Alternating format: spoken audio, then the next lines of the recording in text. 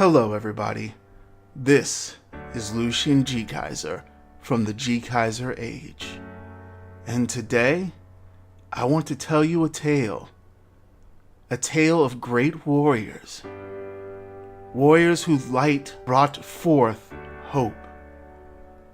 Those tales, those warriors, that world, everything in that world is encapsulated within one thing. A tome of history, an encyclopedia of Eorzea.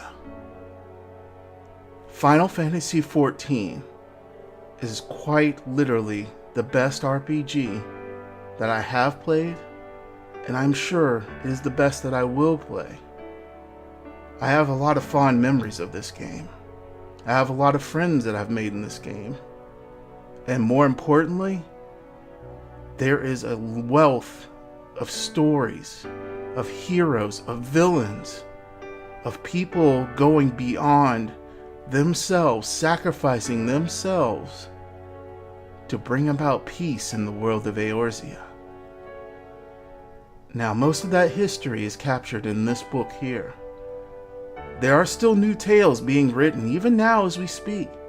People pushing themselves beyond the limits, challenging foes that are normally only reserved for the tales of wandering minstrels.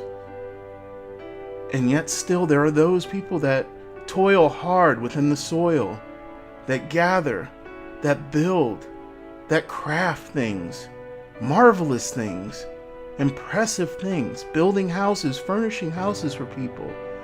They may not be warriors of light, but they are still amazing warriors, giving the light of hope to everybody in Eorzea. Because in the end, regardless of what you do in Final Fantasy XIV, it's your story. And it's yours to lead and tell. Now, let's take a look at the Encyclopedia Eorzea, the history of Final Fantasy XIV. This book is a fantastic book. It was worth every penny that I spent. You may still be able to find it on the Square Enix store's website. If you can, and you're a fan, even if you're just a fan of lore and history and RPGs, this is definitely a great book to pick up. I have to admit, I love the cover. It's a very nice, very leathery-like cover. It has a nice gold inlay on it, and just a fantastic raised symbol of the crystal, and just raised entailing everywhere on it. Just holding it makes you feel like you're holding an ancient tome of history. And that's what this is. The moment you open the first page, the artwork immediately stands out. The following pages, a marbleized paper, beautiful, elegant. The writing, everything, just so perfect. The elements of a really well-written and well-crafted book. Now, this book goes through not only a lot of the key elements of the game, everything from money and currency to ancient evil, to the ages of humanity's struggle, the struggle of all life on Eorzea. The foes that were fought, the friends lost and found. All the changes, everything. The history, the important people, the guilds, the races. Everything is listed in here, detailed expertly, and I absolutely love it. There's so much information in here that sometimes it's almost overwhelming. The wealth of history that was created just for an MMORPG. Literally, this could be a series of books by itself. This could be a TV series, a fantasy epic that could even rival some of the most epic fantasy series that have ever been seen on TV or film. Enemies, allies, friends lost to time, lost to evil, friends gained, through defeating evil. Everything listed in here. You also get to find out about the different jobs and classes and everything. More history about them. About the people that brought them into the light. And of course, a compendium of those of the darkness. Those that would threaten the world. Those that would basically have drowned us in the darkness that exists.